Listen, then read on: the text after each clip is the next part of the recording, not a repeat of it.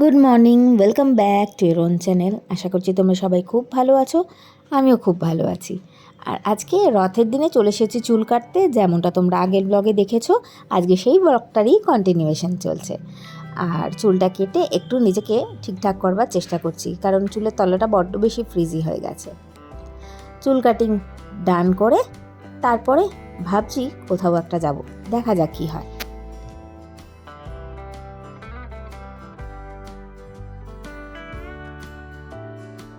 Hair cutting ডান, এবার কোথায় যাবো? কোথায় যাচ্ছ? বাড়ি যাবে না? না, কেন? তুই আমার কোথাও নিয়ে চল। কোথায় নিয়ে যাবে? নিয়ে যেতে হবে। পটিয়ে ফেলেছি, যাচ্ছি একটা ক্যাফেতে, আমি একটুখানি কফি খাবো, তারপর বেরোবো। যোধপুর পার্কের ওইটা চলো না, কোনটায়? ওটা ভালো ছিল। কোনটায়? ওই যে একটা কি নামটা আমার তো মনে নেই। আরে একটা ক্যাফে আছে না, কি আবার বৈঠক নাকি, তার আগে একটা ক্যাফে ছিল। ধর আমরা এখন বিয়ার টিয়ার পাওয়া যাবে না। কি না, চলো না। পটিয়ে পাটিয়ে চলে এসেছি, ওই যে আগে আগে যাচ্ছে। আমরা যাব এটায়, এই ক্যাফেটায় আমরা যাব। এটা খুব সুন্দর একটা ছোট্ট ছিমছাম ক্যাফে।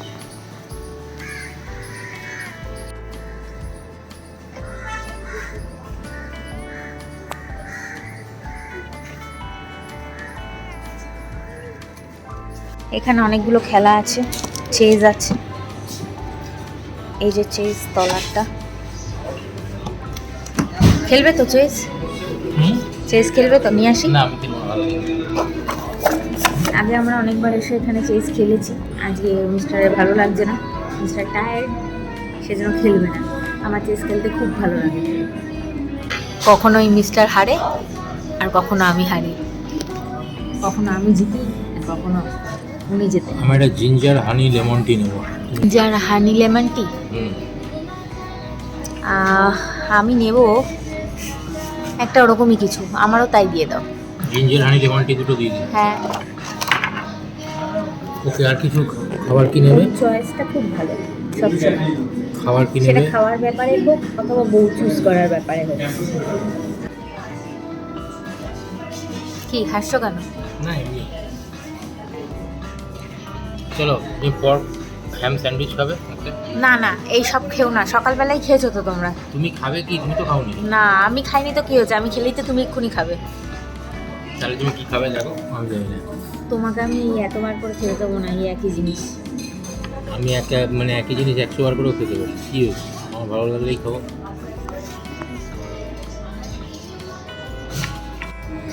আমার মেনুটা আমি এতক্ষণ ঠিক করলাম, হ্যাঁ, তুমি খাতে কেন? তুমি না অসাধারণ মেনু ঠিক করেছিলে, এত অসাধারণ মেনু ঠিক করেছিলে যে মানে আমি লজ্জায় পড়ে গেলাম। কিসের লজ্জা? ফার্স্টে হট টি, তারপরে হট স্যুপ, এটা তুমি ঠিক করেছিলে। তো আমি ওই জন্য বললাম এটা খেও না, বরং হট টিটা খাও, তার সঙ্গে একটা চিকেনের একটা কোনো ফ্রাইড চিকেন টিকেন কিছু একটা খাও। আর তোমার এই হট টি তারপরে হট স্যুপ খেলে মোটামুটি কি এমন হবে হট টি হট স্যুপ খেলে আমার ভালো লাগে? সেটা খেতেই পারো, তাতে কিছু না। আমি আর কি সাজেস্ট করলাম যে বেটার নট টু। কিচ্ছু তুমি সাজেস্ট করলে না, তুমি এমন একটা উদ্ভটভাবে আমাকে নিয়ে হাসাহাসি করলে যে আমি লজ্জায় পড়ে ওটা ক্যান্সেল করে দিলাম। সবসময় এরকম করে আমার সাথে। কি হলো, কি এত ভাবছো তুমি? না, বলুন, আজ সারাদিন সকাল থেকে বাইকটা বার করা হয়নি। বাইক নিয়ে বেরোতে হবে, সন্ধ্যাবেলা বেরোবো বাড়ি দিয়ে। সকাল থেকে বেরোয়নি বাইক। আবার সন্ধ্যাবেলা কি বেরোবে বাইক নিয়ে?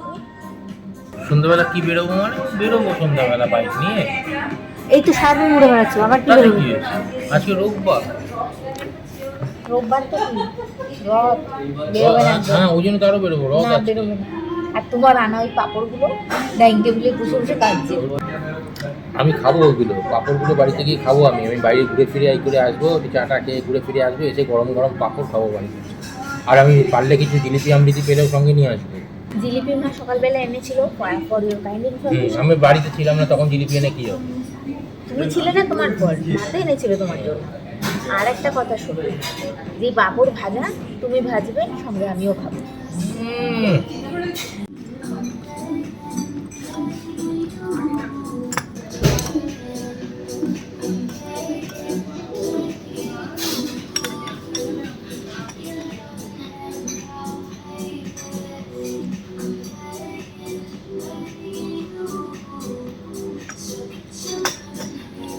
সত্যি খুব রিফ্রেশিং। চলে এসেছে আমাদের ক্রিস্পি চিকেন প্যান ফ্রাইড, তাই তো? স্প্রিং অনিয়ন ছিল, কিন্তু স্প্রিং অনিয়নের এখানে আমি নামও খুঁজে পাচ্ছি না। এই যে একটা দেখা গেছে, এইখানে এটা একটা, এই একটা, অনেক কষ্টে খুঁজে খুঁজে বার করতে হবে স্প্রিং অনিয়ন তোমাকে। ব্যাস, আমি যতক্ষণে স্প্রিং অনিয়ন দেখাচ্ছি ততক্ষণে আরেকজন মুখে চালান করে দিয়েছে। না চলো আমিও একটা খাই, নাহলে পাতে আর একটাও থাকবে না, শেষ হয়ে যাবে সব।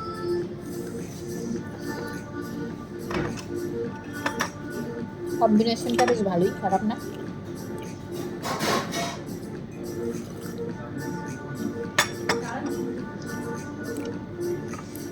দোষটা অবশ্য ওদের নয়, বর্ষাকাল, স্প্রিং অনিয়ন না পাওয়ারই কথা। এটা স্প্রিং অনিয়ন নয়, এটা কোরিয়ান্ডার লিভ। রথ বেরিয়েছে, রথের দড়ি তো আমি টানতে পারছি না, কিন্তু দেখছি রথ বেরিয়েছে। রাস্তায় বাচ্চারাও রথ টানছে, দেখবো যদি সুযোগ পাই তো কারোর একটু রথের দড়ি ধরে তো টানবার ইচ্ছা আছে। দেখা যাক জগন্নাথ দেব আমাকে সেই সুযোগটা দেয় কিনা। ঘোড়ার গাড়ি দাঁড়িয়ে আছে কেন জানি না, দেখতে পেলাম তাই ভিডিও করে নিলাম। বাড়ি ফিরে চলে এসেছি, এখন চেঞ্জ করব আর পুজো করতে যাব। অনেক দেরি হয়ে গেছে, 6:30 বাজে। এখন আর কথা বলার সময় নেই, কারণ আজকে রথের দিন, সন্ধে গড়িয়ে গেলে সন্ধে দেওয়া একদম ঠিক হবে না।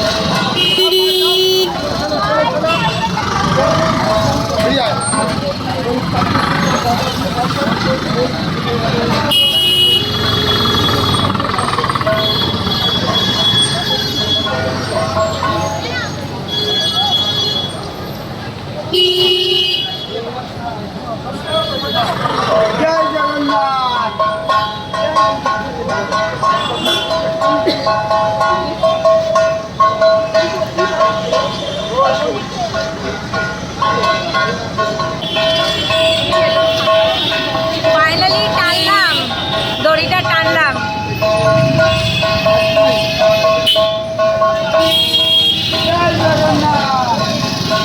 এর আগেও রাস্তায় একটা রথ টেনেছি, সেটা অবশ্য এতটা বড় নয়, তবে বেশ বড়ই, মোটামুটি আমার চেয়ে একটু ওপরে ছিল।